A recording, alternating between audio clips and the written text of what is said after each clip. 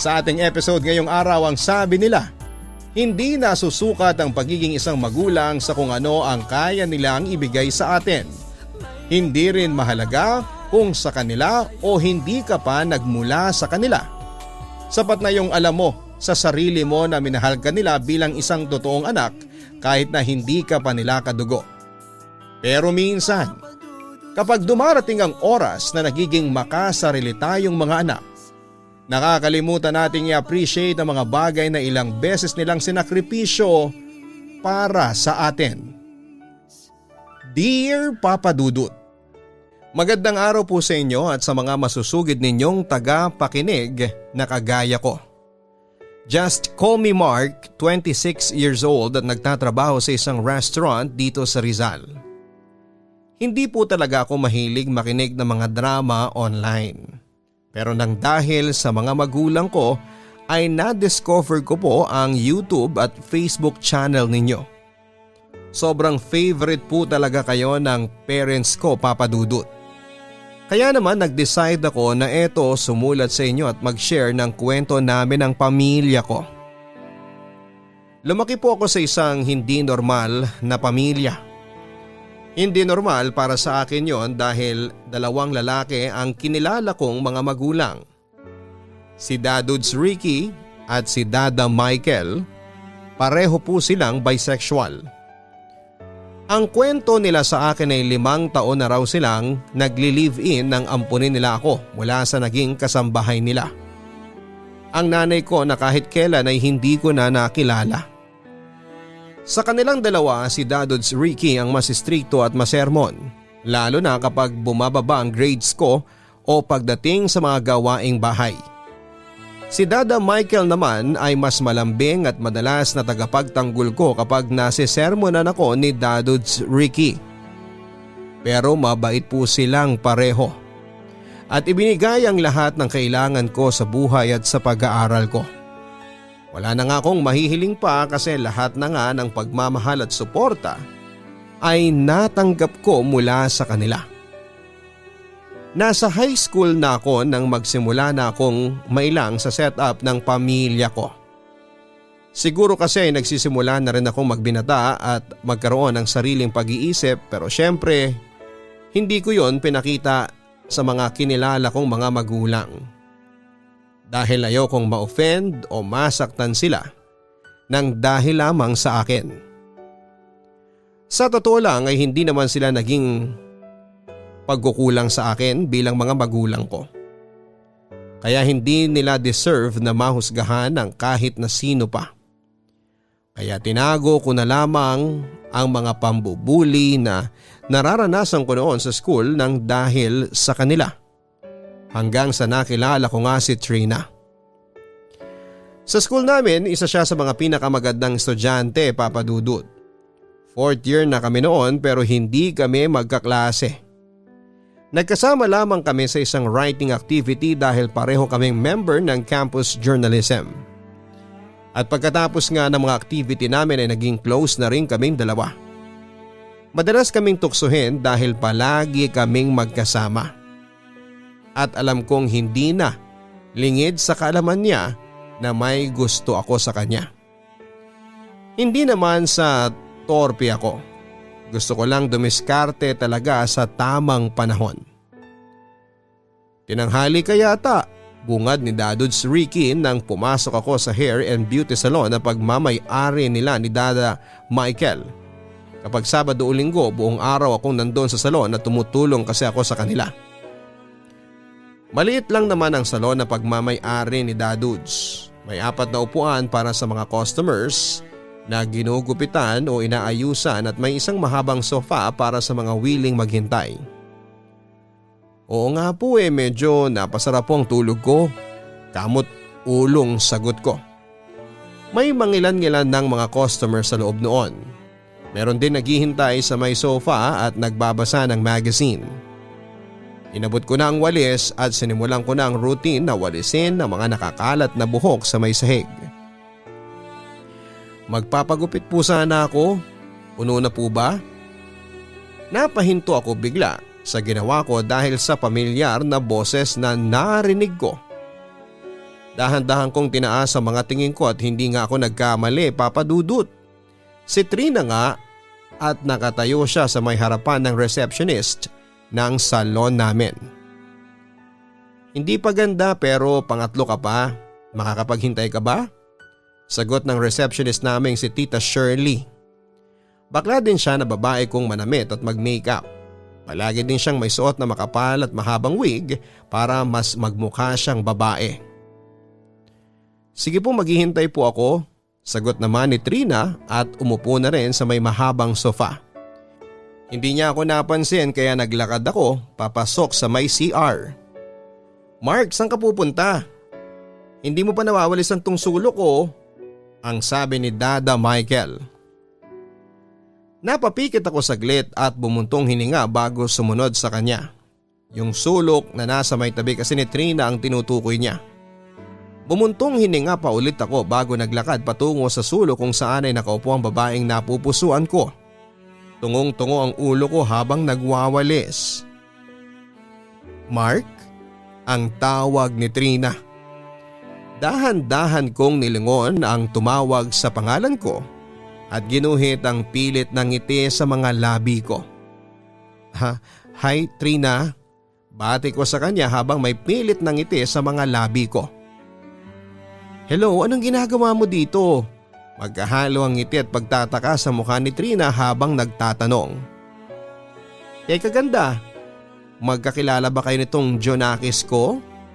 Naningkit ang mga matang tanong ni Dada Michael habang nasa amin ni Trina ang mga tingin. Jonakis? Ano po yun? Nagtatakang tanong ulit ni Trina. Jonakis? Son, uni ko iho. O in Tagalog, anak. Maarte pang explain ni Dadudes Ricky habang kinukulayan ang buhok ng lalaking nasa harapan niya. Ngiting-ngiti lang ako pero humihigpit na ang hawak ko sa walis habang kitang-kita ko ang pagkalito sa mukha ni Trina.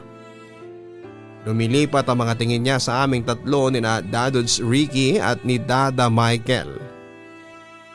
Mga bakla, ang traffic sa labas, ang sabi naman ni Tita Angge, isang cross-dresser ding bakla na kahawig daw ni Angelica de la Cruz kahit na hindi naman talaga. Part-time lamang siya sa salon dahil ang alam ko ay may-ari siya ng malaking tahian ng mga gown at barong sa bayan. Bakit pinagpapawisan tong paborito kong inaanak? Tanong pa niya bago siya lumapit sa akin at ginulo ang buhok ko. Umiwas naman ako dahil nahihiya na talaga ako kay Trina. Hindi ko tuloy alam kung magpapatuloy pa ba ako sa pagwawalis o lalapitan ko si Trina para saglit na kausapin. Paano nandyan pala yung girlfriend niya, ang biro ni Dada Michael. Hindi niya po ako girlfriend. Biglang pagtatama ni Trina na pilit ang mga ngiti sa mga labi niya. Hindi pa ba? So magiging girlfriend pa lang. Muling biro naman ni Dada Michael. Ayo ha, ang babata niyo pa ha, para sa ganyang ligaw-ligaw at boyfriend-girlfriend na yan, ang sabi pa ni Dadudes Ricky. Dada, hindi po. Magkaibigan lang po kami ni Trina. Hindi ko na natiis na saway sa isang tatay ko. Opo, magkaibigan lang po kami ni Mark.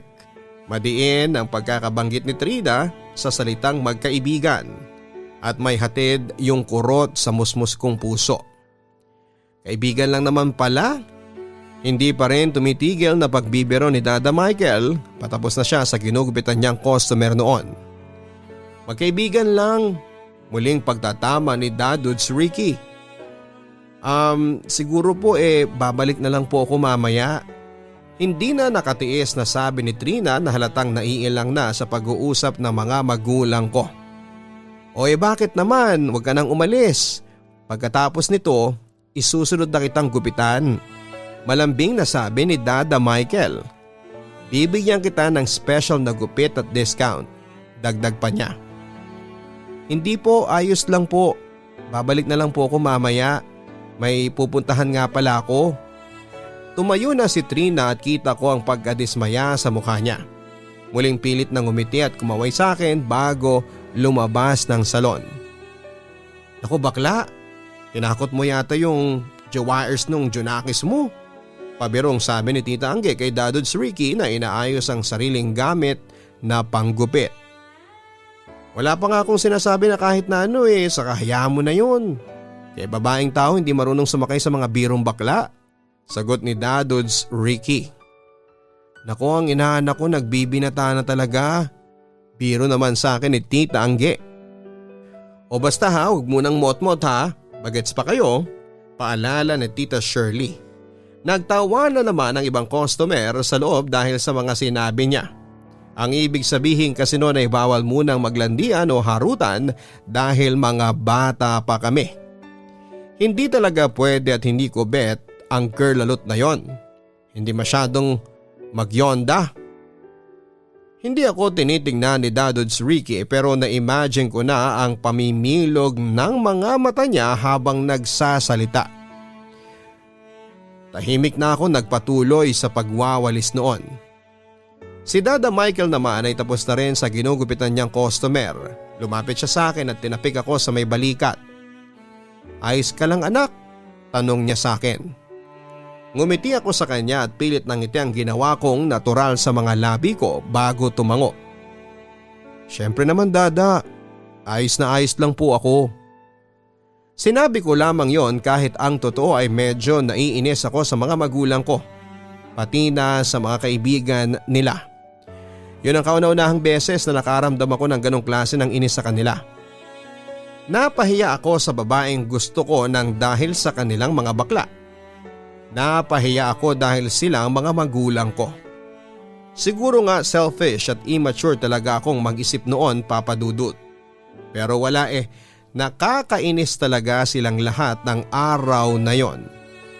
Pagkatapos ng pangyayari na yon ay hindi na ako kinausapan ni Trina. Halos hindi na kami nagbabatian sa school. Hindi kagaya dati na palaging magkasama kami.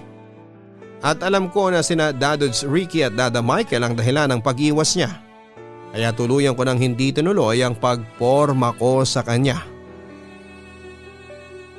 Mula noon ay hindi na ako nagpakita pa ng kahit na sinong nililigawan sa mga magulang ko, Papa Dudut. Actually hindi rin naman talaga ako mahilig manligaw noon. Bukod sa medyo pihikan ako, ayoko nang ma-judge ako at ang mga magulang ko na mga babaeng makikilala ko. Kaya madalas hanggang ligaw tingin na lamang ako sa babaeng nagugustuhan ko. Ayoko na kasing mapahiya kapag nalaman nila ang tungkol kina Dada at Dadudes. At alam ko na kapag nangyari yon ay masasayang lang din ang effort sa panliligaw ko. May mga naging girlfriend naman ako nang mag-college ako pero never akong nagkwento ng tungkol sa pamilya ko. Kapag yun ang topic ay palagi kong iniiwasan o kaya gumagawa ako ng kasinungalingan o kwento tungkol sa mga magulang ko. Wala rin namang nagtatagal sa mga nakakarelasyon ko noon hanggang sa makilala at maging girlfriend ko si Nancy. Kaklase ko siya sa isang major subject noong college.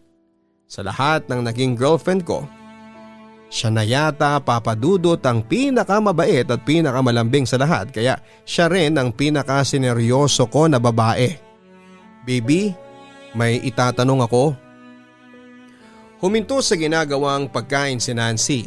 Pinasingkit lalo ang kanyang singkitin na mga mata at tinitigan niya ako. Ano yun? Tanong ko habang ngumunguya. Nasa isang fast food kami at kumakain. Kakatapos lang naming manood ng sine at first anniversary kasi ng relasyon namin ng araw na yon. 1 taon na tayo pero hindi mo pa rin ako pinapakilala sa parents mo. Seryoso ka ba talaga sa akin? Kasi hindi mo man lang ako dinadala sa bahay ninyo. Kunwari nagtatampong sabi niya na naghahalukip-kip pa ng mga braso. Muntik na akong masamid dahil sa sinabi niya. Kaagad kong inabot ang baso at uminom ng tubig. Kumunot naman ang noon ni Nancy at natatawa kong inabutan ng tissue. Uy, okay ka lang ba? Tanong niya. Oo, sagot ko habang nagpupunas ng tissue sa bibig. Bakit parang kinakabahan ka? Muling natatawang tanong ni Nancy. Hindi no, bakit naman ako kakabahan? Pinilit ko na rin ang sarili ko na matawa bago muling kumagat sa hawak kong burger. Kasi ganyan na ganyan ang itsura mo nung dinala kita sa bahay para ipakilala kina mama at papa. Yung mukha mo na sobrang kinakabahan ka. Natatawang sabi niya bago siya kumuha ng french fries at sinubo. Masungit ba yung mami mo o istrikto ba ang daddy mo? Pagtatanong pa niya. Hindi naman, si Dadods lang. Ang ibig kong sabihin nahirapan na akong magsalita noon. Tuluyan na rin ako nawala ng gana sa kinakain ko. Masarap yung unang kagat ko sa burger pero parang bigla na lang nawalan yun ng lasa. Muling ulit ni Nancy. Saan mo gustong pumunta mamaya? Pag-iiba ko sa topic na pinag-uusapan namin. Bumuntong hininga si Nancy. Alam mo, ilang beses na ako nagpapakwento sa iyo tungkol sa parents mo pero ni isang beses wala kang kahit na anong binanggit tungkol sa kanila. Inabot ko ang kamay ni Nancy. May kinikwento naman ako sa kanya tungkol sa mga magulang ko. Sinabi ko na separated ang parents ko na nasa abroad ang daddy ko at teacher naman ang mami ko. Mga kwento na lahat ay puro kasinungalingan, Papa Dudut. Sinabi ko naman sa iyo dati pa hindi ba na hindi ko sila kasundo pareho? Kaya siguro hindi pa ito ang oras para ipakilala kita sa kanila. Pagsisinungaling ko sa kanya. Kailan pala yung right time? Mahimig pa rin ng pagtatampo sa boses ni Nancy. Hindi ko naman siya masisisi dahil syempre babae siya at iba pa rin yung ipapakilala ka sa parents ng partner mo para masabing seryoso na siya sa iyo. Kahit may ibang paraan naman na pwedeng maging basihan, naiintindihan ko pa rin siya, Papa Dudut. Kapag siguro okay na sa bahay, basta tsetsempohan ko lang, ang sabi ko. Alam mo kasi minsan naiisip ko lang na baka nakakasalubong ko na sila tapos hindi ko man lang sila nababate. Iba pa rin kasi yung magkakilala sila ng parents ko, hindi ba? Hay, sorry ang drama ko. Masyado na yata kitang pinipressure. Malungkot na sabi niya. Malambing ko namang pinisel ang kamay niya, Papa Dudut. Hindi ka madrama, may point ka naman dun Basta siguro mga next month sa birthday ko. Dadalhin kita sa bahay para ipakilala ko sa kanila, ang sabi ko.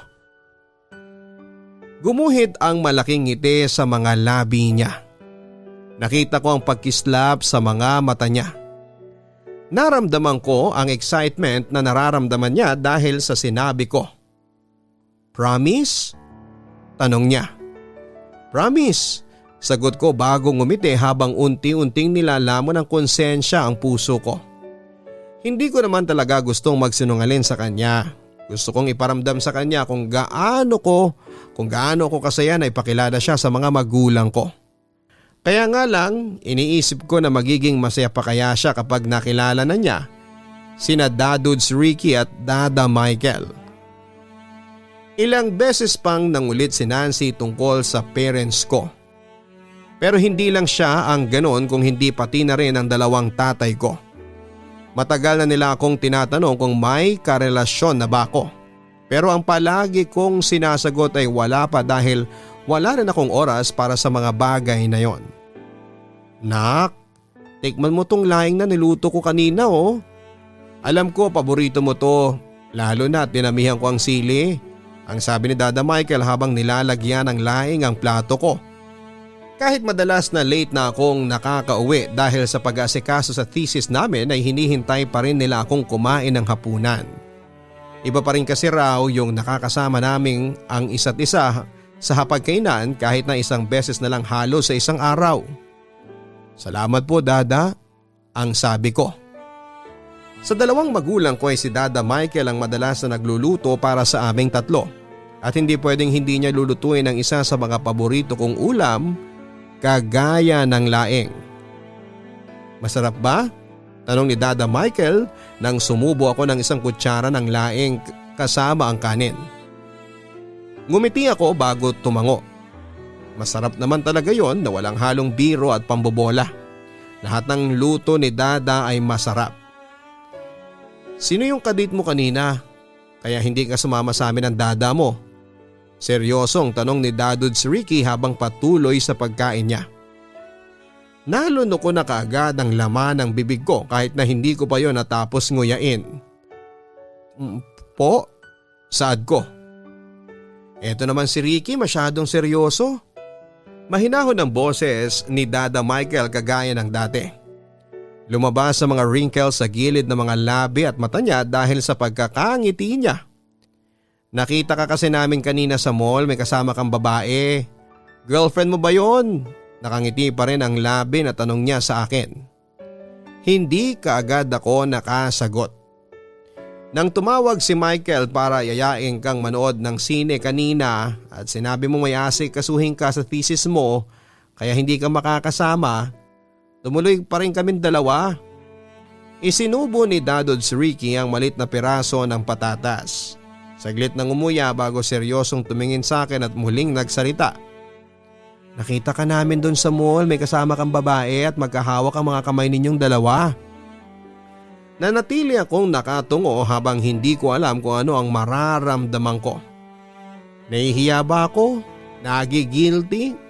O natatakot? Okay lang naman sa amin ng dadudes mo na magkaroon ka ng girlfriend. Walang problema yon kasi syempre lalaki ka. At alam namin na hindi mo naman pinapabayaan ang pag-aaral mo. Mahinahon pa rin ang boses ni Dada Michael. Never ko yata talaga siyang narinig na nagtaas ng boses. Palagi lang siyang balambing sa akin. Tapos na akong kumain, ikaw na muna Mark ang magligpit nitong gabi. Total mukhang nag-enjoy ka naman kanina kasama ang kadate mo. Seryosong sabi naman ni Dadudes Ricky bago tumayo at umalis na sa hapagkainan. Sorry po, halos pabulong na sabi ko. Binitawan ko na rin ang kubyertos ko dahil nawala na rin ako ng ganang kumain. Naramdaman ko ang mainit na palad ni Dada Michael sa kamay ko at sinalubong ako ng mga tingin niya. Nandun pa rin sa maputlang labi niya ang mga ngiti niya. Pagpasensyahan mo na ang dadudes mo ha. Alam mo namang napakamatampuhin nun. Aniya na malambing na pinisil ang kamay ko. Pero sana maintindihan mo rin kami ha, kaming dalawa. Palagi naman kaming nagbibilin di ba? Ang pinakaayaw namin sa lahat yung nagsisinungaling ka sa amin ng dadudes mo. Bumuntong hininga si Dada Michael bago nagpaalam sa akin na tapos na rin siyang kumain. Nagpresenta siya na siya na magliligpit pero ang sabi ko ay ako na lang. Naiwan akong mag-isa sa hapagkainan. Inuubos ang laing na nasa plato ko kahit na hindi ko na halos malasahan ang anghang ng sili at tamis ng gata. Patuloy na naglalaro sa isipan ko ang iba't ibang tanong. Sagrado Kristiyano ang pamilya ni Nancy. Paano kapag nakilala nila ang mga magulang ko? Tatanggapin pa kaya nila ako? Pero paano kung nagkaroon na lang ako ng normal na pamilya? Isang nanay na tunay na babae at tatay na tunay na lalaki. Magkakaroon pa rin kaya ako ng ganong klase ng problema? Magiging masaya at magaan na kaya ang magiging buhay ko? Hindi na namin muli pang pinag-usapan sa bahay ang tungkol sa pagsisinungaling ko. Naging cold lang talaga sa akin si Dadudes Ricky at nanatiling malambing si Dada Michael. Kasalanan ko naman talaga kung bakit may tampo sa akin si Dadudes kasi nagsinungaling ako sa kanila.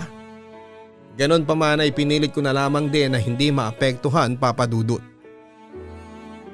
Hi baby, ang bate ko kay Nancy nang pagbuksan niya ako ng gate ng bahay nila. Bakit ngayon ka lang? Akala ko maaga kang darating, tanong niya. Maagang usapan naming dalawa dahil ngayong darating ang mga mananahi sa bahay nila para sukatan kami ng damit. Golden anniversary kasi ng lolo at lola niya at muling magpapakasal ang mga ito sa simbahan. Isinama nila ako sa espesyal na okasyon na yon pati na rin sa mga gagawa ng barong. Sorry, na-traffic kasi ako. Nagsisimula na ba silang magsukat? Tanong ko. Medyo kabado rin ako dahil maraming kamag-anak si Nancy na nasa bahay nila ngayon. Para tuloy mini reunion ng pamilya nila ang nangyayari. Okay lang kasi sa sobrang busy ni na mama hindi ka pa nila naalala na hanapin sa akin. Natatawang sagot naman ni Nancy. Marami na bang tao? Natitense na kaagad ako. Malaki kasi ang pamilya ni Nancy at solong anak lang din siya pero maraming kapatid ang mama at papa niya kaya marami rin siyang pinsan. Medyo nandyan na rin pala yung mananahi. May iba rin siyang kasama para tumulong sa pagsusukat. Ang sabi ni Nancy habang naglalakad na kami sa malaking bakuran nila patungo sa loob ng bahay. Teka lang. Hinawakan ko ang kamay niya para magtama ang mga tingin naming dalawa. Ayos lang bang itsura ko? Muling tanong ko. Natatawang inayos ng kamay ni Nancy ang buhok ko bago hinaplos ang pisngi ko. Natitense ka na naman baby. Pero huwag kang mag-alala. Gwapong gwapo ka pa rin sa paningin ko. Halika na, ang yaya niya sa akin. Ngumiti ako nang maramdaman ko ang pagpisil niya sa kamay ko habang hawak niya ito. Tara, tugon ko. Pumasok na kami sa loob ng bahay at kagaya ng inaasahan ko ay maraming tao doon. Maraming bumati sa akin sa may sala palabang ng bahay. May iba sa mga pinsan niya ay nakilala ko na. Ang iba naman ay hindi pa. Tita, sina mama po. Tanong ni Nancy sa nilapitan naming ginang na kumakain. Nasa veranda kasama ang lolo at lola mo. Doon na raw sila magsusukatan ng damit kasi masyado na raw magulo ang mga pinsan mo dito sa loob. Natatawang sagot ng ninang na nginitian ko bilang pagbate. Sige po, puntahan na lang namin sila. Hinila na ako ni Nancy kung nasaan ang mga magulang niya. Malaki ang veranda ng bahay nila. Maraming iba't ibang halaman sa paligid, may mahabang lamesa na pinalilibutan ng halos 6 na bakal na upuan. Nandoon ang mga magulang ni Nancy pati na ang lolo at lola niya. Oh, nandito ka na pala Mark. Bate ng papa ni Nancy. Sorry po medyo na-late po ako. Dispense ako pagkatapos magmano sa kanila. Tamang-tama lang para hindi ka nakipagsabayan sa makukulit na pinsan ni Nancy. Kinulit na maigi ang mga mananahing nagsusukat kanina. Natatawa ang kwento pa ng papa ni Nancy. Oh, bumalik na pala ang magsusukat. Ikaw na muna ang sumunod. Turo niya sa papalapit na 3 lalaking may hawak ng panulat papel, tela at medida. Napalunok ako ng laway nang malingunan ko ang tinutukoy nito. Nanayot bigla ang lalamunan ko at bumilis ang tibok ng puso ko. Ricky, anak niyo, turo sa akin ni Tita Angge habang papalapit sila. Anak, bakit nandito ka? Takang tanong ni Dada Michael. Nasa tabi niya si Dadods Ricky na nagtataka rin ang muka pero walang sinasabi. Magkakilala po kayo? Nagtatakang tanong naman ni Nancy. Hindi kaagad ako nakasagot lalo na at lumalabas na rin ang ibang kamag-anak ni Nancy sa may veranda. Ramdam kong nasa akin ang mga tingin nila, nasa amin ng mga magulang ko. Oo kasi anak yan ng mga kumare kong to. Si Tita Angge ang sumagot at itinuro ang 2 tatay ko. Si Mark po yung kinikwento ninyong anak ninyo na ka-age ko. Unti-unting pilit na iniintindi ni Nancy ang mga naririnig. Mukhang nagkwentuhan na sila ng mabuti kanina. Siya nga, ang pogi ng anak namin hindi ba? Proud na sagot naman ni Dada Michael. Dito pa lang sinasabi mong lakad mo. Sana sumabay ka na sa amin ng Dada Michael mo kanina. Ang sabi ni Dadods Ricky. Teka, magkaklase ba kayo? Tanong ni Dada Michael. Hindi po, girlfriend po ako ni Mark. Nakangiting sagot naman ni Nancy. Oh my God! Ikaw pala yung mabiyondang jowaers ng Junakis ko. Kaya pala ang sabi ko kanina, you look familiar. Kaagad nang lumapit si Dada Michael kay Nancy at beneso ito. Napakagandang bata nako. Anak, ang ganda talaga ng taste mo. Ang puri pa ni Dada Michael. Mga tito ba kayo ni Mark? Tanong ng mama ni Nancy. Naku hindi, Junakis namin ni Ricky yang si Mark. Sagot naman ni Dada Michael. Hindi kaagad ako makapagsalita at walang makapa na sasabihin. Si Nancy naman ay nakikita ko ang magkahalong excitement at pagtataka sa mukha niya. Daddy niya po kayong pareho? Muling tanong ni Nancy at medyo naguguluhan pa rin siya pero hindi nawawala ang natural na ngiti sa mga labi niya. Oo ganda, ang sabi ni Dada Michael bago humarap sa mama ni Nancy. Ikaw pala magiging balae ko. Maharot na sabi niya bago bumeso sa pisngi ng mama ni Nancy. Bineso niya pati ang lola, lolo at papa ni Nancy. At ikaw naman ang isa pang balae ko. Ang pogi-pogi. Ang ganda talaga ng lahi ninyo. Kinikilig pang sabi ni Dada Michael. Dada, tama na po. Ano ba? Nakakahiya na kayo. Nakakahiya ng ginagawa ninyo. Malakas na saway ko. Tikom ang kamao at pinipigilan ko ang sarili ko na magwala. Napahinto sila sa pagsasalita. Bumaling ang mga tingin nila sa akin pero kita ko ang pagkagulat sa mata ng mga magulang ko. May lungkot at sakit silang naramdaman. I'm sorry, excuse me po. Hindi ko na natagalan na mga tinginan nila sa akin. Umalis na ako sa harapan nila at mabilis na naglakad palabas ng bahay. Mark, sandali! Sigaw naman ni Nancy. Ang paghawak niya sa kamay ko ang nagpahinto sa paglalakad ko. Nasa may labas kami ng gate nila, huminga ako ng malalim bago lumingon sa kanya. Ano? Makikipag-break ka na sa akin? Ayaw mo na? Kaagad na tanong ko. Ano bang sinasabi mo? Kunot ang noo na tanong niya. Hindi ba doon na rin papunta yon?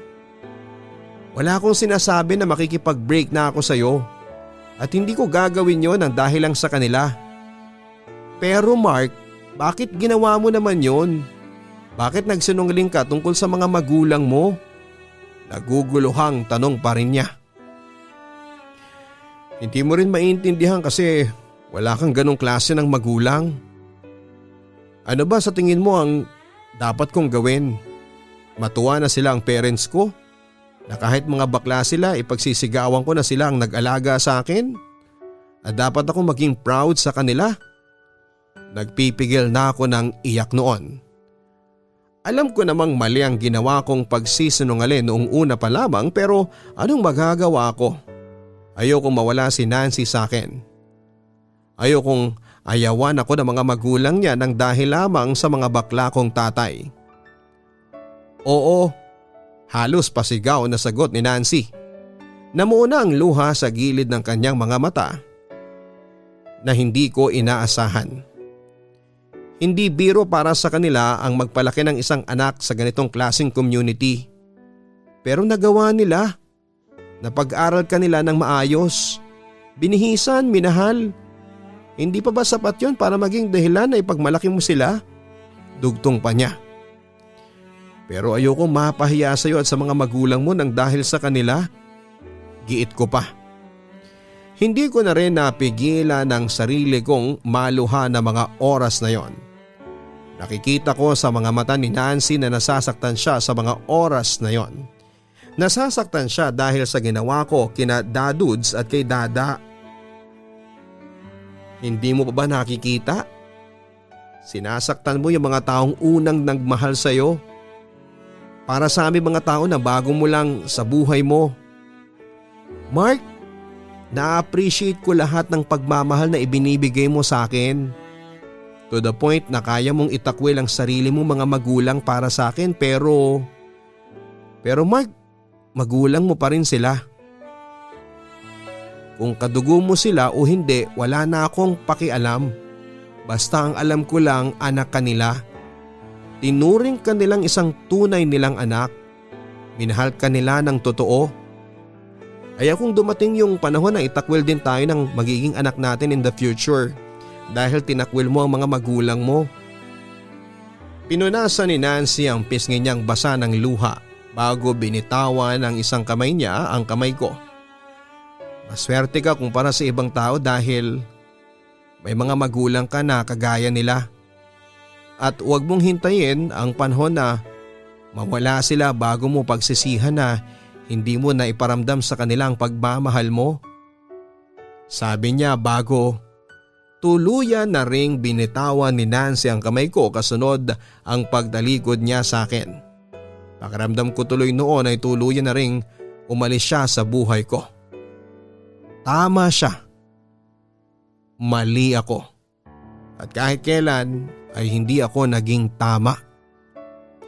Hindi rin kaagad ako umuwi ng bahay ng oras na yon at hinintay ko munang lumalim ang gabi. Nagpalipas ako ng oras sa bar kaya nang makauwi ay medyo may tama na ako ng alak. Pero naabutan ko pa rin na nagkakape si Dadods Ricky sa sala, sinalubong naman ako ni Dada Michael nang makapasok ako ng bahay. Anak, bakit masyado ka nang ginabi? May pag-aalala sa boses ni Dada Michael na inalalayan ako. At para bang walang nangyari kanina sa bahay ni Nancy at parang hindi ko siya nabastos. Ihatid mo na sa kwarto ang anak mo para makapagpalit na siya ng damit. Seryosong utos naman ni Dadods Ricky. Halika, tulungan na kita. Inawakan ni Dada Michael ang kamay ko na kaagad kong binawi. Kaya ko po ang sarili ko. Matigas na sabi ko. Tingnan mo nga yung sarili mo, suray-suray ka na. Pagpupumilit ni Dada Michael. Kaya ko po ang sarili ko. Halos sigaw ko. Napaatras si Dada Michael dahil bahagya ko siyang naitulak. Huwag mong pagtaasan ng boses ang dada mo. Hindi na nakapagpigil si Dada Ricky at lumapit na siya sa akin. Ricky? Ayos lang. Lasing lang ang anak natin. Hayaan na lang natin siya. Kalmado ang boses ni Dada Michael at pinigilan si Dadods Ricky. Pilit na ang ngiti sa mga labi niya. Alam ko na mas nasasaktan ko na siya noon. Hindi niyo ako anak. Hindi ko alam kung epekto ba ng spiritu ng alak ang biglang pag-iyak ko noon. Lalo na nang magtabi ang dalawang kinikilala kong tatay. Huwag niyo po akong pakialamanan dahil wala akong magulang na bakla. Putol ni Dada Michael sa sinabi ko. May mapait na ngiti sa mga labi niya at pigil ang sariling mga luha. Oo, bakla nga kami ng dadods mo at hindi mo kami kadugo pero sana naman maisip mo kung paano ka namin tinuring at minahal na parang isang tunay na anak. Naiiyak pa na dugtong niya. Niyakap ni Dadods Ricky ang umiiyak na si Dada Michael. Kita ko sa mga mata niya na pati siya ay nagpipigil na rin na maiyak. Alam mo bang ilang linggo nang hinahanap ng dada mo ang tunay mo mga magulang? Nakita niya ang nanay at tatay mo na may sarili ng mga pamilya. At ni isa sa kanila ay walang gustong kumilala sa iyo bilang anak nila. Pareho silang nakikiusap na kami na lang magpatuloy na tumayo bilang mga magulang mo. Hindi kami nanunumbat at kahit kailan ay hindi kami humingi ng kapalit sa iyo, Mark. Kung gusto mo kaming ikahiya sa ibang tao, sige, okay lang.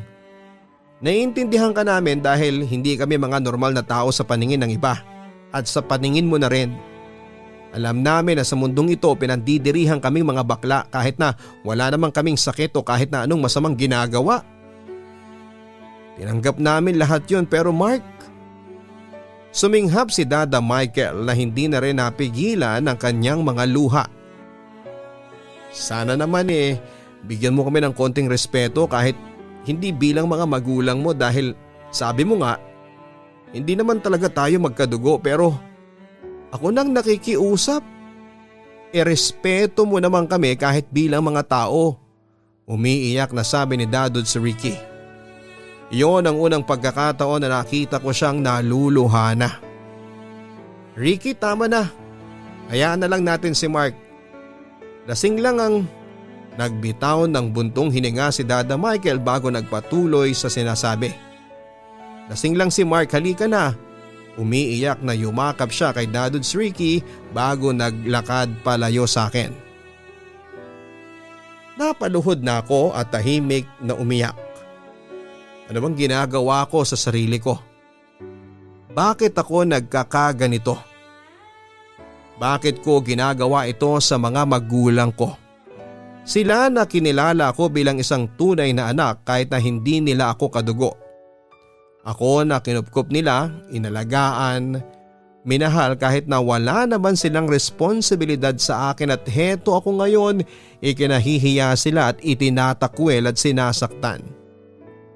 Tumayo ako at hinabol sila bago mahigpit na niyakap sa likuran. I'm sorry. I'm sorry po. Patawarin niyo po ako, Dada and Dadudes. Sorry po. Paghingi ko ng tawad sa kanila. Humarap si Dada Michael sa akin at saglit na hinaplos ang pisngi kong basa na ng luha. Huwag kang mag-sorry anak. Naiintindihan ka namin. Kasalanan talaga namin kasi dapat hindi na kami nagpakilala kanina bilang mga magulang mo, ang sabi niya. Umiling ako. Kasalanan ko po ang lahat. Hindi po ako dapat naging makasarili. Hindi ko po kayo dapat sinaktan. Sarili ko po dapat ang ikahiya ko. I'm sorry po. Mahal na mahal ko po kayo, Dada, Dadudes. Sorry po talaga. Umiiyak na sabi ko sa kanila. Mahal na mahal ka rin namin anak. Umiiyak na tugon naman ni Dadudes Ricky. Sinagot nilang dalawa ang mga yakap ko mas mahigpit sa pagkakataon na yon. Noon ay naiintindihan ko na ang sinasabi ni Nancy sa akin na maswerte ako sa mga magulang ko. Maswerte ako sa kanila kahit na hindi man nila ako kadugo, kahit na hindi ako nanggaling sa kanila. Kahit iba man ang kasarian nila, ang mahalaga ay totoong tao sila na tumayo bilang mga magulang ko. Bagay na dapat ay sobra-sobra ko nang ipinagpapasalamat sa kanila. Habang buhay kong ipagpapasalamat yon. Papadudod ang laki ng pagsisisi ko sa mga nagawa kong kasalanan sa dalawang tatay ko. Ang dami kong na-realize ng gabing yon. Na kahit ganon ang kasarian nilang dalawa ay ginawa pa rin nila ang lahat para mapalaki ako ng maayos at maiparamdam sa akin ang pagmamahal ng isang magulang. Bagay na binaliwala ko dahil naging makasarili ako. Puro takot at sarili ko lamang ang inisip ko noon. Puro ibang tao na lamang at mabuti na lang at pinatawa din ako ni Dada at ni Dadudes. At sinabi ko na rin kina Nancy at sa pamilya niya ang katotohanan. Humingi ako ng tawad hindi lang kay Dada at kay Dadudes kung hindi pati na rin kina Nancy dahil sa pagsisinungaling ko. Maswerte ako sa mga taong nagmahal sa akin, Papa Dudut. Binigyan nila ako ng panibagong pagkakataon na magpakatotoo sa kanilang lahat. Napakagaan sa pakiramdam na hindi ko na kailangan pang magpanggap o magsinungalin. At ang pinakamahalagang nangyari sa buhay, na-realize ko kung paano dapat pahalagahan ang pagmamahal at pagsasakripisyo ng isang magulang para sa ating mga anak. Maraming salamat pong muli Papa Dudut sa pagpili at pagbabasa nitong sulat ko. Sana ay nakapag-iwan ng inspirasyon ng kwento namin ng dalawang tatay ko sa inyong mga listeners. Lubos na gumagalang, Mark. Minsan talaga ay nagiging makasarili tayo lalo na kapag pinangungunahan tayo ng takot. Ang nagiging resulta tuloy ay nakakapanakit tayo ng damdamin ng iba lalo na ng mga mahal natin sa buhay. Maraming salamat sa ating sender na si Mark sa pagpapadala mo ng iyong inspiring story. Alam mo sa totoo lang nung una gusto kong mainis sa'yo. Lalo na sa umpisang parte ng sulat mo. Para kasi ako yung nasasaktan para sa mga magulang mo. Mabuti na lang talaga at na-realize mo ang kamalian na nagawa mo at nasubukan mo pang itama ang lahat. Lahat naman tayo ay nadadapa at nagkakamali. Pero bago pa mahuli ang lahat, matuto tayong tumayo at itama ang mga naging maling paniniwala at mga gawain natin. Masaya ako Mark na nagagawa mo ng totoong i-appreciate ang mga magulang mo. Hindi man sila yung nakasanay nating tatay at nanay o hindi man sila kadugo tinuring ka pa rin nila ng higit pa sa isang pamilya. At ang pagmamahal na yon ang kailangan mong palaging alagaan at pahalagahan.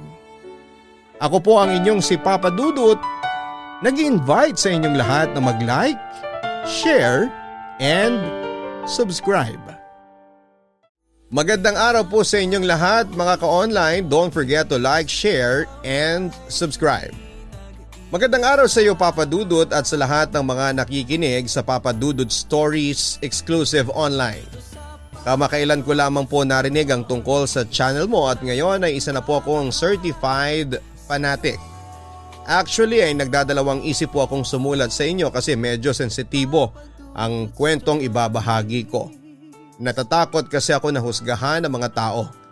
Pero kinalaunan ay nagpasya na rin po akong sumulat dahil na rin sa pangungumbinse ng ilang kaibigan na nakikinig rin sa inyong programa. Sana po ay magsilbing aral po ito sa mga taong nai-experience din ang pinagdaanan ko. Dear Papa Dudut, tawagin mo na lamang po ako sa pangalang Ryan. Nasa early 30s at isang single at working dad. Ngayon pa lamang po ay mangungumpisal na ako. Isa po akong gay pero ako yung tipo ng gay na straight pa rin kumilos kahit na alam ng mga tao sa paligid ko na bakla ako. Hindi halata sa akin ang pagiging bakla kasi lalaking lalaki akong manamit. 4 times a week akong mag-gym at madalas ay makipag-friendly dates sa mga babae. Oo Papa Dudut. Nakikipag-date ako sa mga babae pero para makichika lang. Sinasabi ko naman sa mga ka-dates ko na isa akong gay pero hindi ko naman sinasara ang possibilities na tumibok ang puso ko sa isang babae. Sabi nga ng mga friends ko ay hindi raw ako ganap na bakla at maaaring bisexual lamang dahil naa-attract naman ako sa mga babae. Papadudod sa pakikipag-date sa mga babae ay nakilala ko si Lindsay, ka-schoolmate ko sa university na pinapasukan namin. Nagkaroon kami ng instant rapport dahil sa halos pareho kami ng interest. Pero hindi ko noon na ipagtapat sa kanya at sa friend niyang si Cheska na isa akong gay. Ewan ko ba parang bigla akong nahiyang sabihin sa kanila ang totoo. Samantala kinalaunan ay naging close friends kami ni Lindsay at Cheska. At doon na nagsimula ang lahat. Isang gabi ay nagpasya kaming magkakaibigan na pumunta ng bar para mag-release ng stress ng dahil sa trabaho. We do dance, meet with other guys and girls. Kwentuhan, inuman. Hanggang sa naboard kami at nag-initiate ako na maglaro kami ni Cheska at Lindsay ng Truth or Dare. Game na game naman ang dalawang babae. Sa unang 3 ikot ng bote ay panay si Cheska ang nagiging taya at lahat ng pinili niya ay dare. Walang reklamo niya ang sinusunod ang mga pinagagawa naming dare sa kanya. Ngunit sa ika-4 na ikot ng bote ay ako ang naging taya. So ano Ryan? Truth or dare? Tanong sa akin ni Lindsay. Ano ba yan? Nakakaasar naman eh. Truth na lang. Ang sabi ko habang medyo natatawa ng kaunti. Pero deep inside ay medyo kinakabahan ako kasi alam kong pahihirapan ako ng 2 babae. Ako na magtatanong Ryan. Presenta naman ni Cheska. Ryan, umamin ka. Bakla ka no? Namutla ako. Cheska, ano ba klaseng tanong yan? Kunwari sabi ko lang pero ang totoo ay hindi ko alam ang sasabihin ko kung i-deny ko ba o aaminin na lamang ang lahat. Sagutin mo na lang yung tanong ni Cheska. Bakla ka ba o hindi? Huwag kang magsisinungaling ha. Segunda naman ni Lindsay. Tutok na tutok sa akin ang 2 kong kaibigan at inaabangan ang aking sasabihin. Ngunit para matapos na ang pagtatago ko sa kanila ay decided na aminin na ang katotohanan. Okay, aamin na ako. I'm gay. As usual, nanlaki ang mga mata ni Cheska at Lindsay. Hindi makapaniwala sa kanilang mga narinig. Isa akong closet gay. Actually, gusto ko rin itong sabihin sa inyo kasi ayaw ko nang magtago pa sa inyo. I was born this way. Dagdag ko pa. Sakto sa pinapatugtog na kanta noon na Born This Way ni Lady Gaga. Grabe Ryan, speechless ako sa iyo, sobra. tama pala yung gaydar ko. Kung ganon, wika naman ni Cheska. At least nagpakatotoo ka na. Malaya ka nang ipakita sa amin kung sino ka. And don't worry Ryan, tanggap ka namin kahit ano pa ang kasarian mo. Ang sabi naman ni Lindsay. Nakahinga ako ng maluwag dahil tanggap ako ng dalawa kong kaibigan bilang bakla. Pagkatapos ng aking pag-amin ay muli kami nagpatuloy sa paglalaro ng Truth or Dare. At sa pagkakataong yun ay si Lindsay ang natapatan ng nguso ng boteng pinaikot namin. Truth or Dare? Tanong ko sa kanya. Dare. Excited na sagot naman ni Lindsay sa amin. Kahit na anong ipagawa ninyo sa akin carry ko yan.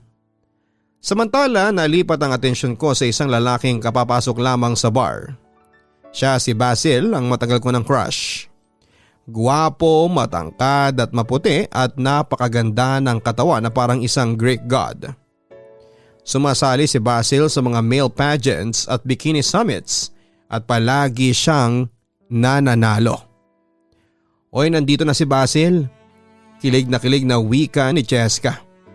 Crush din niya kasi si Basil na classmate namin noong college at kasalukuyang workmate din namin. Grabe ang gwapo niya, ang sabi naman ni Lindsay. Alam niyo ba, crush ko siya noong college, pag-amin ko sa aking mga kaibigan. Kaya pala super close kayong dalawa, ang sabi sa akin ni Cheska. May pagnanasa ka pala sa kanya eh. Dagdag pa nito sabay tawa. Pagkatapos ay bumaling siya kay Lindsay. Lindsay, dahil dare ang pinili mo hinahamon ka namin. Halikan mo si Basil sa lips. Nagulat ako sa dare na yon ni Cheska. Nawala ang aking ngiti. Nakaramdam ako ng kaunting inggit at selos kay Lindsay. Way back college kasi inamin sa akin ni Basil na crush niya si Lindsay. At kung mag-aasawa man siya gusto niyang ito ang ihaharap niya sa altar para pakasalan. Sus, yun lang ba? O sige ha, tinatanggap ko ang hamon ninyo. Excited na sabi ni Lindsay at pagkatapos ay mabilis siyang lumapit kay Basil at walang kaabog-abog na hinalikan nga niya sa labi ang lalaki. Lalo ako nakaramdam ng selos, Papa Dudut, kasi nakita ko ang response ni Basil. He kissed back. At parang gustong gusto pa niya yon. With what I saw ay napasimango talaga ako. Papa Dudut, katulad nga ng sinasabi ko. Si Basil kasi ang ultimate crush ko noong college at ni minsan ay hindi ako humanga sa mga lalaki sa campus namin. Kahit na san tambak ang mga gwapo roon. Si Basil lang talaga ang nagustuhan ko at pinagnasaan. Pero agad ko ring tinanggap sa sarili ko na hindi papatol sa akin si Basil kasi wala akong nararamdamang kakaiba sa kanya. Hindi naman siya nadedetect ng gaydar ko, although malakas ang detection ng gaydar ko pagdating sa mga pamintang buo at durog. Papadudot, naging silent admirer ako ni Basil. Madalas kong tignan ang profile niya sa Facebook. Lalo na yung mga modeling photos niya kung saan ay palagi siyang shirtless at pinapakita ang kanyang mala-Adonis na six-pack abs. Doon ay para akong lukring na pinagmamasdan ko, Papa Dudut. Ang mga modeling photos niya, naka-boxers, brief or bikini yon.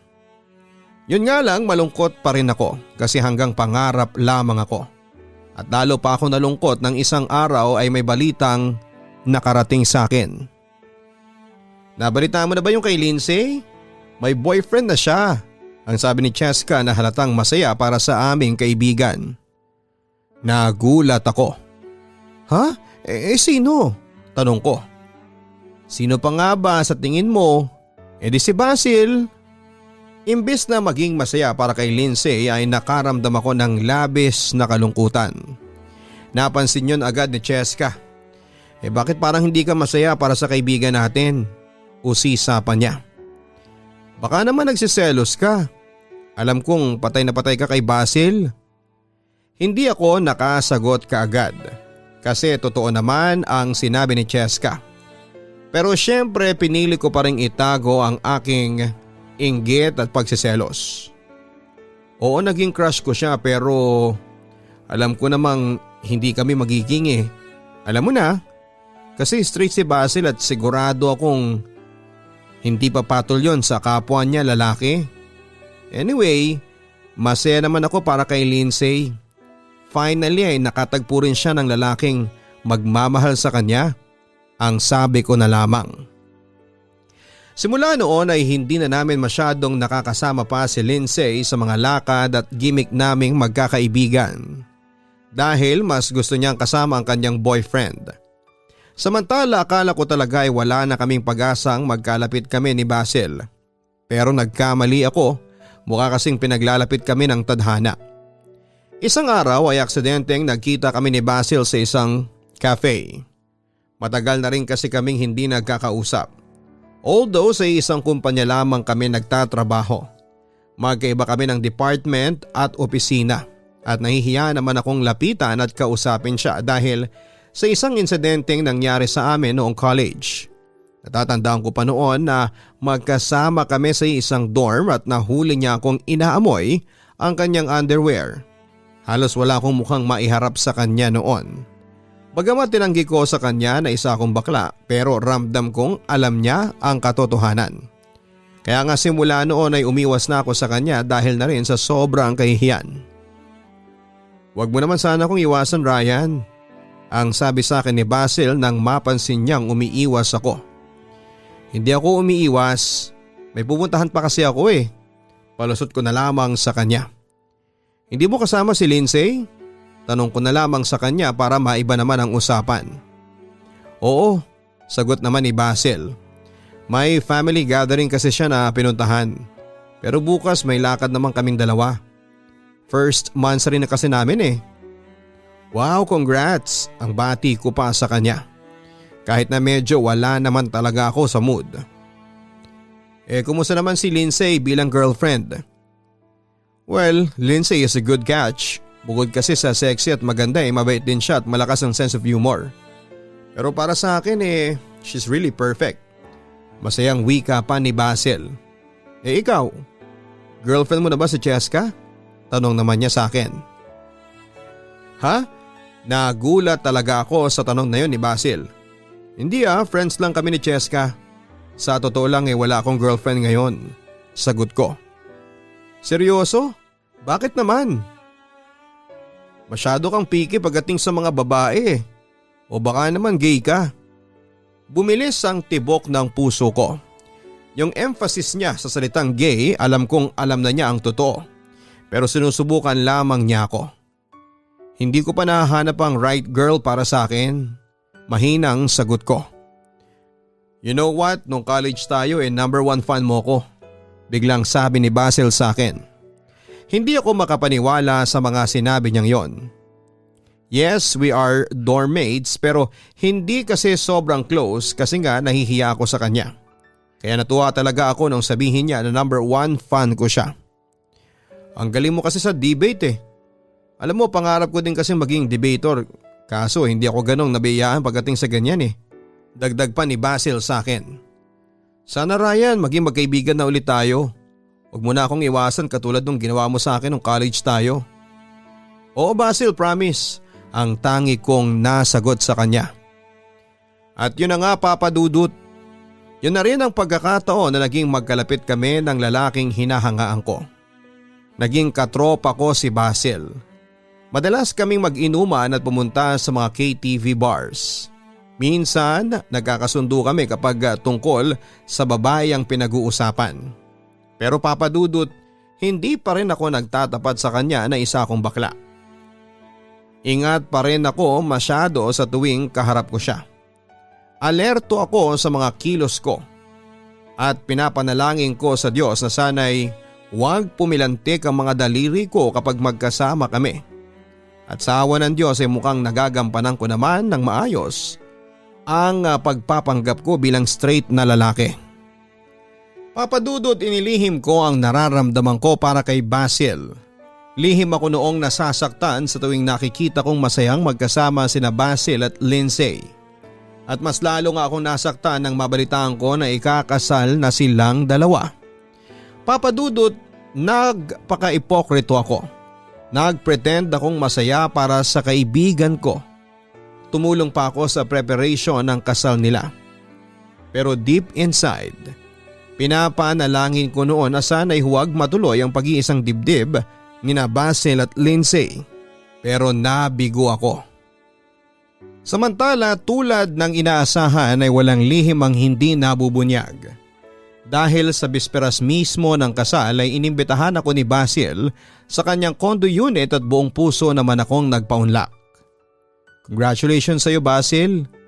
Bukas hindi ka bachelor. Bati ko kay Basil. Oo nga excited na akong makasal kay Lindsay, sagot niya. Pagkatapos ay nag-inuman kaming dalawa at nagpatuloy sa kwentuhan. Kumusta na kaya si Lindsay sa mga oras na ito? Aniya bago mag-shot ng tequila. Nako sa mga oras na ito I know nagtitilingan na mga babaeng yon dahil dun sa macho dancer na inupahan nila para magsayaw sa bridal shower ng fiancé mo. Pero alam mo Basil, nakakatawa yang sina Lindsay at Cheska. Balak pa nila akong mag-perform sa bridal shower Nako syempre tumanggi ako. Ang kwento ko. Bakit naman? Ano namang masama doon? Maganda ba ng katawan mo? Guwapo ka. Wala kang dapat na ikahiya, ang sabi naman ni Basil. Kung sabagay mas guwapo pa ako doon sa macho dancer na hinire nila. Natatawa kong sabi. Nga pala kung sina Lindsay may bridal shower bakit ikaw wala kang party kung saan ay may magsasayaw na babae sa iyo? Ano bang tawag doon sa party na yon? Tradition kasi yun sa mga lalaking ikakasal na kinabukasan Napatingin sa akin si Basil. Hindi ako naniniwala sa mga ganong tradisyon At saka sawa na akong maging binata kaya hindi ko na kailangan pa ng ganyang mga party. Anyway, ano nang plano ninyong dalawa ni Lindsay after the wedding? Saan naman kayo mag-honeymoon? O sisa ako naman, changing the topic. Kasado ng plano na sa Hong Kong kami mag-honeymoon ni Lindsay. And after that, may hinuhulugan kaming bahay ni Lindsay at doon na kami titira na mag-asawa. Ang kwento pa ni Basil sa akin. Marami pa kaming pinagkwentuhan ni Basil, Papa Dudut. Nag-throwback pa nga kami noong college days pero syempre iniwasan kong mapunta ang usapan sa underwear incident sa dorm namin noon. At nang medyo napaparami na kami ng inom ay nag-decide kaming maglaro ng truth or dare gamit ang isang walang laman na bote. Pinaikot ko ang bote at ang nguso nito ay dahan-dahang tumuro kay Basil. Truth or dare? Tanong ko sa kanya. Truth, sagot niya. Napaisip ako ng pwede kong itanong kay Basil hanggang sa makaisip ako ng isa. Kailan nawala ang virginity mo? Napangisi si Basil. 16, sagot niya na walang pag-aalinlangan. Sa babae o sa kapwa lalaki? Pero ang pahabol na tanong na yon ay biglang nagpakaba sa kanya. Nag-alinlangan siyang sumagot noon sa akin. Hindi ko na sana itutuloy nang bigla siyang sumagot. Sa lalaki. Ako naman itong nagulat. Hindi ako makapaniwala sa mga narinig ng aking tenga. Totoo? Gusto kong klaruhin sa kanya ang kanyang sagot. Pero tumango lamang siya bilang tugon sa akin. Sa pagkakataong ito ay siya naman ang nagpaikot ng bote at tinuro ako nito. Truth or dare? Tanong niya sa akin. Truth. Medyo kinakabahan naman na sagot ko. Ryan, are you gay or bisexual? Diretsahang tanong nito sa akin. Napalunok ako. Lalo na nang mapatingin ako sa kanyang mga mata. Para bang sinasabi niya na huwag akong magsinungaling dahil alam na niya ang sagot. Bakit mo ba tinatanong sa akin yan? Tanong ko habang pinagpapawisan na sa sobrang kaba. Nung college tayo nahuli kitang inaamoy mo ang kauhubad ko lang na underwear. Kahit hindi mo sabihin sa akin noon, alam kong pinagdanasaan mo ko, ang sabi ni Basil sa akin. Para akong ice cream na natunaw ng mga oras na yon. Nauunawa naman kita kung hindi mo ipagtapat sa akin ang totoo pero don't worry. Friends pa rin tayo kahit na gay ka. Ang sabi niya sabay ngisi sa akin. Pagkatapos ay muli na naman niyang pinaikot ang bote at muli na naman akong itinuro nun.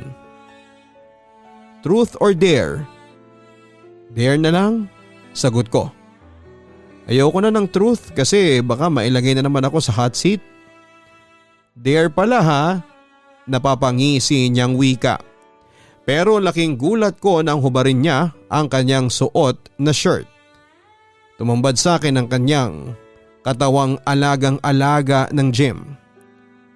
Ang dare ko sa iyo halikan mo itong dibdib ko. Ano, kaya mo? That time ay napapalunok na lamang ako. Parang gusto ko nang bumigay sa tuksong hatid ni Basil sa akin. Hanggang sa dahan-dahang kong inilapit ang aking mga labi sa kanyang dibdib at hinalikan yon. But after that, he cupped my face at bigla niya akong binigyan ng isang nagbabagang halik. Papadudot yun ang gabi na hindi ko po makakalimutan.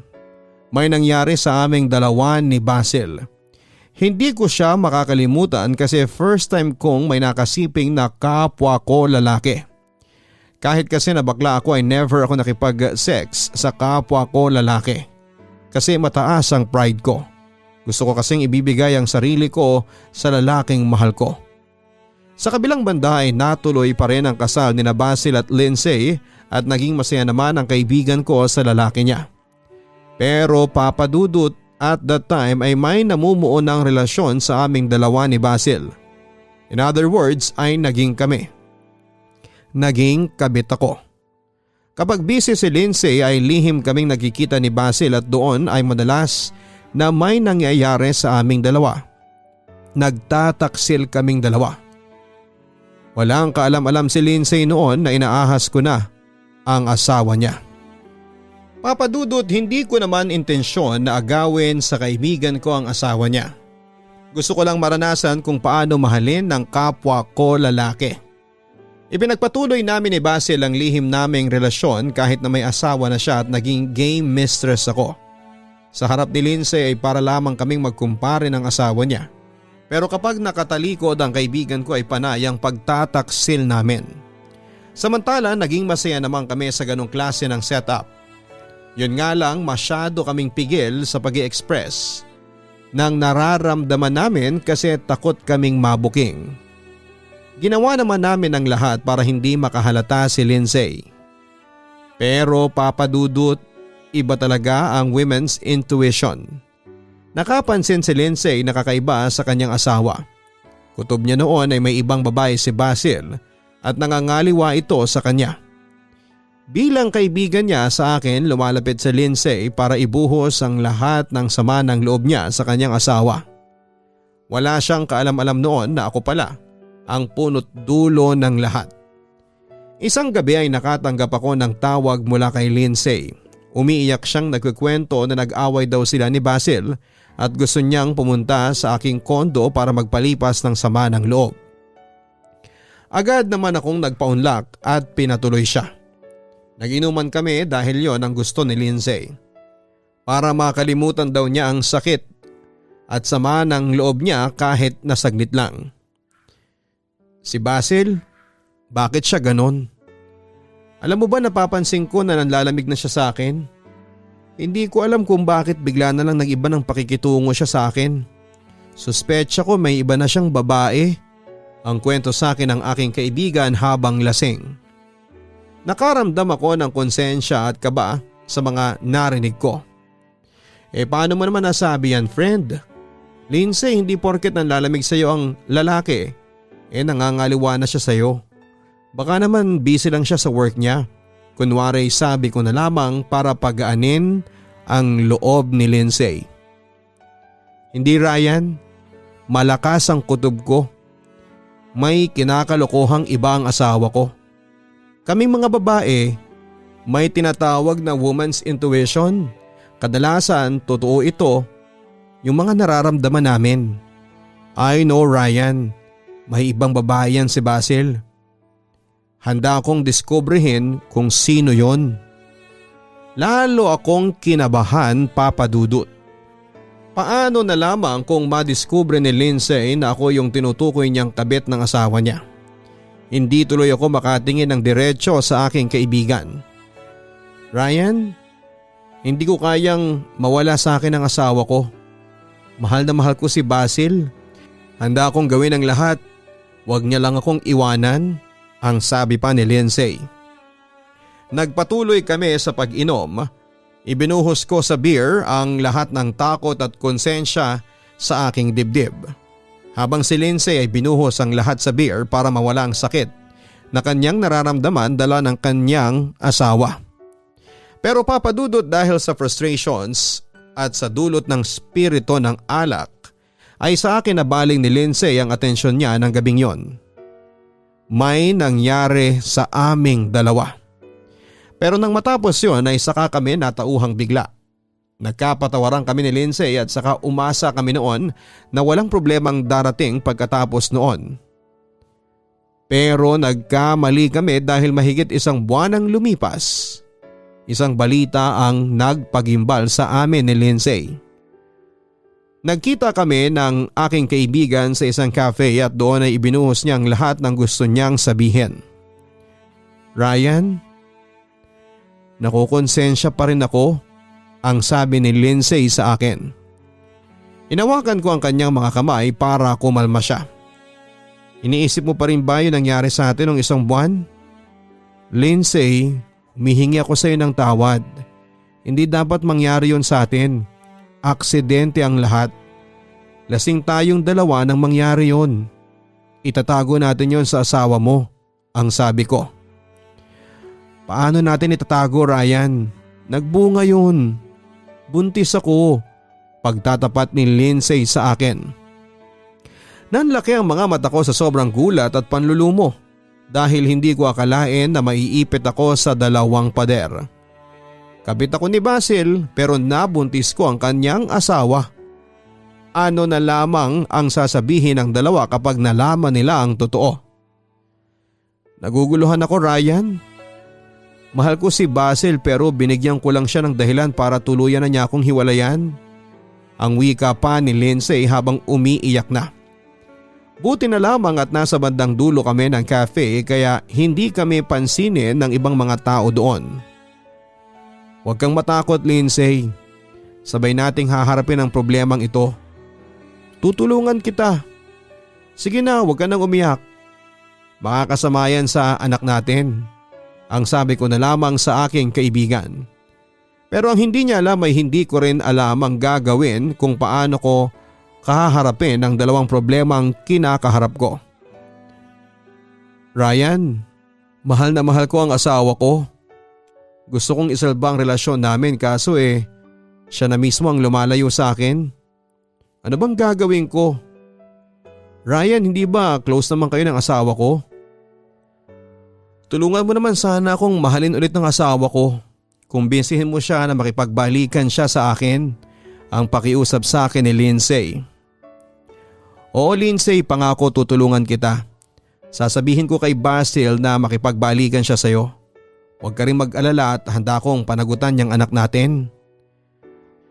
Papadudot, tulala akong umuwi sa aking kondo pagkatapos noon. Natatakot ako sa magiging reaksyon ni Basil at Lindsay oras na malaman nila ang totoo. Ramdam ko na nagbabadya ang malaking gulo sa pagitan naming tatlo. Dahil sa larong truth or dare ay mukhang masisira ang aking buhay. Kinagabihan ay pumunta si Basil sa aking kondo para doon magpalipas ng gabi. Sabay kaming naligo, we even had sex in the shower. Pero hindi ko magawang sumaya dahil binabagabag pa rin ako ng aking konsensya. Napansin yun ni Basil at nag-aalalang nagtanong sa akin. Ngunit sabi ko ay wala ito. At pagkatapos maligo ay sabay kaming natulog, papadudot. Pero hindi ako makuhang dalawin ng antok dahil iniisip ko pa rin si Lindsay. Hindi ko mapigilang umiyak ng gabing yon habang himbing na himbing ang pagtulog naman ni Basil. Lumipas ang ilang araw para na akong baliw na hindi alam ang gagawin sa aking buhay. 4 na araw akong dilat na dilat ang mga mata. 4 days din akong absent sa trabaho. Hindi ako naglalalabas ng kondo at wala akong ginawa kundi ang umiyak ng umiyak. Kaya sa 5 araw wala na ako noon sa aking sarili at parang may bumubulong na sa akin na magpakamatay na lamang. Nagbabalak na akong tumalo noon sa terrace ng aking condo unit nang biglang may nag-doorbell. Agad kong sinantabi muna ang pagpapakamatay at sa halip ay tinungo ko ang pinto para buksan. Si Basil ang tumambad sa akin at labis siyang nag-alala sa aking lagay. Ryan, bakit ka ba nagkakaganyan? Ano bang problema mo? Concerned at nag-aalala ang tanong ni Basil. Pagkatapos ay niyakap niya ako ng mahigpit. Kung ano man yung problema mo, handa kitang tulungan. Sa pagkakataong yun ay bigla na lamang akong humagulhol sa kanyang balikat. Basil, patawarin mo ko. Nagtaka si Basil sa aking sinabi. Bakit ka humihingi ng sorry sa akin? Tanong niya. Basil, buntis si Lindsay. Buntis ang asawa mo, ang sabi ko. Paano nangyari yun baog ako? Tugon ni Basil na halatang nabigla din sa mga sinabi ko. Ako nakabuntis sa asawa mo, pag-amin ko sa kanya. Dito ay nakita kong nagbago ang reaksyon ni Basil. Napalitan ng galit ang concern niya kanina. Aksidente ang lahat. Nagiinuman lang kami sa bahay ko noon nang may nangyari sa aming dalawa. Nagawa lang naman namin yon sa spirito ng alak Hindi rin namin nakalain na magbubunga yon. Basil, sana mapatawad mo ko. Muling pag-amin ko. Kita ko sa ekspresyon ng mukha ni Basil ang labis na disappointment. Pinagkatiwalaan pa naman kita, Ryan. Kung gusto mo, lumuhod pa ako sa iyo. Mapatawad mo lang ako. Basil, ayaw kong manira ng pamilya. Hindi ko kagustuhan to pero please Basil.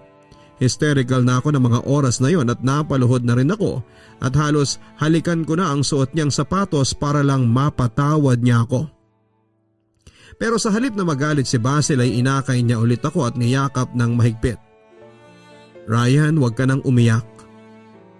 Pakiusap, oo pinapatawad na kita. Ako pa nga ang dapat na humingi ng tawad sa asawa ko kasi malaki ang pagkakasala ko sa kanya, ang sabi niya sa akin. Basil, mahal ka ng asawa mo. Sinabi niya sa akin yon kaya heto ko ngayon. Nakukonsensya kasi kasalanan ko kung bakit ka nanlalamig sa asawa mo. Kasalanan ko kasi kabit ako ng asawa niya. Kasalanan ko kasi inagaw kita sa kanya, ang sabi ko pa. Pero patuloy pa rin siya sa pagyakap sa akin at hinagod niya ang aking likuran para maging kalmado na ako. Muli ako nagpatuloy. Alam mo ba? Hindi ko na masikmurang makipagkita pa kay Lindsay kasi hindi ko masabi sa kanya na inaahas ko ang asawa niya. Namumuhi ako sa sarili ko kasi dinadamayan ko siya sa bawat pag-iyak niya pero wala siyang kaalam-alam na ako ang dahilan ng pag-iyak niya. Basil, hindi na kaya pa ng konsensya ko. Ayaw ko nang maging Judas sa kaibigan ko, ang sabi ko. Ngunit hindi yun ang naging dahilan para pumayag si Basil na hiwalayan ako. Oo, papadudot, nagpatuloy pa rin ang aming relasyon. Kahit na parang gusto ko nang sumuko hanggang sa isang araw, hindi ko akalain na yun na pala ang takdang araw para mabunyag ang lahat sa aming lahat. Nahuli kami ni Lindsay na nagtatali kami ng kanyang asawa sa mismong condo unit ko. Halos gumuho noon ang mundo ng aking kaibigan. Doon niya napagtanto na ako pala ang matagal nang umaahas sa kanya. Mga hayop kayo? Akala ko kung sino ang kinakalokohan mo. Yun palang baklang yan. At ikaw Ryan, ahas ka rin no. Ang galing ng arte mo. Pinaniniwala mo ako na nakikisimpatya ka sa akin. Pinaniniwala mo ako na kaibigan kita pero ikaw pala ang ahas. Ikaw palang dahilan kung bakit ako iniwan ng asawa ko. Naibulalas ni Lindsay. Pero sa sobrang galit ay dinugo ang kaibigan ko na agad namang naisugod sa ospital. Papadudot nakaramdam ako noon ng guilt at pinagsisisihan ko yon. Hindi rin ako mapalagay noon kasi nasa bingit ng kamatayan noon si Lindsay at ang anak naming dalawa. Samantala hindi ako iniwan ni Basil sa oras ng kagipitan at siyang naging iyakan ko habang nasa gitna ng matinding pagsubok. Hindi naglaon sa tulong ni Basil ay nasurvive ko rin ang pagsubok na yon. Nakaligtas po si Lindsay at pinagpatuloy ang pagbubuntis niya. Kaming dalawa ni Basil ang nag-alaga kay Lindsay at doon ay napatawad niya kami. Papadudot ilang buwan ang lumipas at nanganak din si Lindsay, isang malusog na baby boy. Doon ay tuluyan nang nakipaghiwalay ang kaibigan ko sa asawa niya. Nakaramdam ako ng guilt pero sabi sa akin ni Lindsay ay wag daw akong mag-guilty dahil wala na rin siyang nararamdaman pang espesyal para kay Basil. Hanggang magkaibigan na lang daw sila. Pinaubayan na rin ni Lindsay sa akin ang asawa niya at ang sabi niya ay suportado niya ang relasyon namin ni Basil. Samantala nag-decide si Lindsay na mag-ibang bansa para makalimot. Pinaubayan na niya sa akin ang anak namin na si Ethan at nang dumating ang araw ng kanyang pag-alis, "Lindsay, mag-ingat ka doon sa Dubai ha." Ang sabi ko sa kanya habang naghihintay ang aking kaibigan sa kanyang flight. "Alam mo, nalulungkot pa rin ako kasi aalis ka. Pwede ka naman kasing dito sa Pilipinas magtrabaho. Kaya namang tustusan ng sweldo ko ang pangangailangan ng anak natin." Sa totoo lang ayaw ko ring umalis pero kailangan talaga. Nasa Dubai ang opportunity at saka gagawin ko ito sa kinabukasan ni Ethan, ang wika ng aking kaibigan. "Basta mangako ka sa akin na babalik ka," ang wika ko. "Oo Ryan, pangako, babalik ako." Huling binitawang mga salita ni Lindsay bago lumipad patungo ng Dubai upang magtrabaho sa isang popular na Filipino fashion brand doon. Papadudot at doon nga nagtatapos ang unang yugto sa pagsubok sa buhay namin ni Basil. Magkatuwang kaming pinalaki si Ethan at kami ang kinilala niyang mga magulang. Hindi na rin kami nahihiya ni Basil na ipakita ang pagmamahala namin sa ibang tao at kung may marinig man kaming mga negatibong reaksyon ay hindi na lamang namin ito pinapansin. Sa kasalukuyan ay maglilimang taon na kaming nagsasama ni Basil sa darating na 2022. At heto, going stronger pa rin ang relationship namin. Lumalaki na rin si Ethan at ginagampanan namin ni Basil ang tungkulin namin bilang mga magulang ng bata. Although medyo nahihirapan kami kasi nga sa setup namin, hindi maiwasang magtanong ni Ethan kung bakit dalawa ang tatay niya. Ang reply ko na lang sa anak ko ay malalaman niya rin ang dahilan sa tamang panahon. At ito ang kwento namin ni Basil, Papadudot. Maraming salamat sa kaunting oras ng pagbabasa mo ng liham ko. Sana'y mapili po ninyo itong basahin at alam kong maraming aral ang mapupulot dito. More power and God bless. Lubos na nagpapasalamat, Ryan. Maraming salamat kay Ryan sa pagbabahagi mo ng iyong kwento sa Papadudod Stories.